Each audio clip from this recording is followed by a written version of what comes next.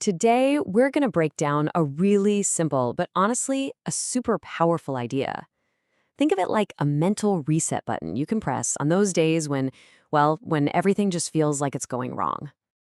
You know the feeling, right? We've all been there. You spill your coffee, you miss a deadline, you have one awkward conversation, and suddenly, bam, it doesn't just feel like a bad afternoon.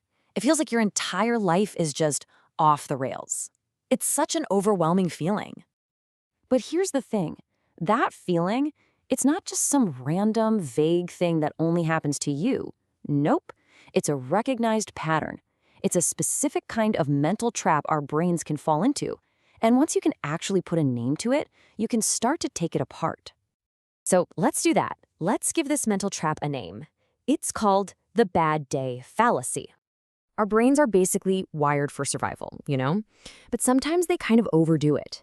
They take a single negative piece of data, just one bad 24-hour period, and they blow it up into this huge, sweeping judgment about our entire existence. It's a total distortion, a fallacy. And just recognizing that, just seeing it for what it is, that's the first huge step to breaking free. Okay, so how do we actually fight this fallacy when it's happening? Well, it all starts by creating some perspective. And we do that with a simple but really powerful comparison.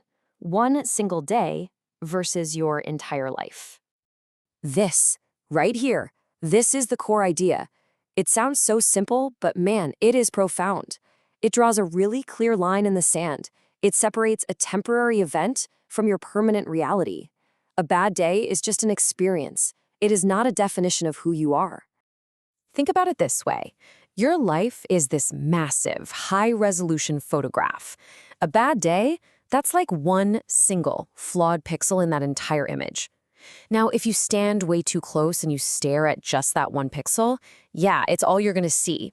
But when you take a step back, you see the whole picture, the millions of other pixels that make up this beautiful, complex image of your life. I mean, just look at the sheer scale of this. It's wild, right? We so often let that tiny, tiny sliver dictate how we feel about the entire circle. But when you see it laid out like this, it's almost nothing. That bad day is not the whole story. It's just one sentence in a really, really long book. Okay, so we've got the perspective down. But what's the first action we need to take to actually start moving on? Well, that brings us to the act of forgiveness. These two words are absolutely key.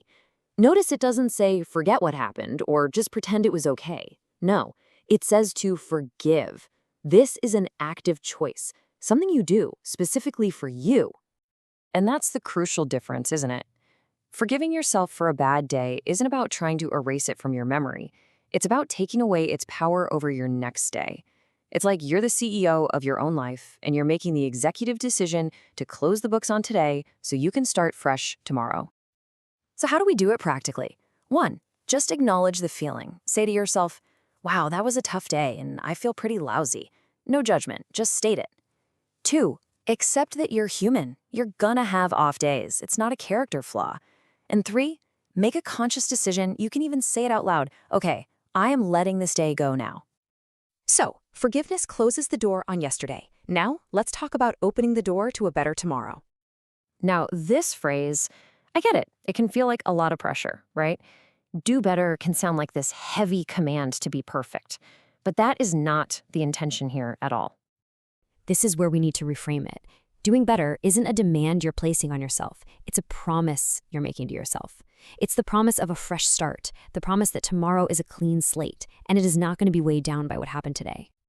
And again, let's make it super actionable. First, identify one small positive thing you can do. Maybe it's just making your bed or going for a 5-minute walk. Super simple. Second, set a simple intention, like tomorrow, I'm just going to be a little kinder to myself. And third, truly commit to that clean slate. When you wake up, today's junk stays in today. All right, let's pull all of this together. We've taken this powerful sentence apart, piece by piece, and now we're going to put it back together as a practical tool. This is your daily reminder. And there it is, the whole thing. The first part gives you the perspective, the why. It diagnoses the problem, the bad day fallacy. And the second part gives you the action plan, the how. It's a complete mental model for resilience. Right there. So, really, it all boils down to this incredibly simple two-step reset. Step 1, forgive today. Close that chapter, it's done. Step 2, promise tomorrow. Open the door to a fresh start. That's it. That's the reset button. And that leaves us with one final question to ask yourself. And this isn't just a hypothetical, it's practical. The next time you have a tough day, what is one small, concrete, totally achievable thing you will do to make that promise of a better tomorrow a reality for yourself? Give it some thought. Your future self will definitely thank you for it.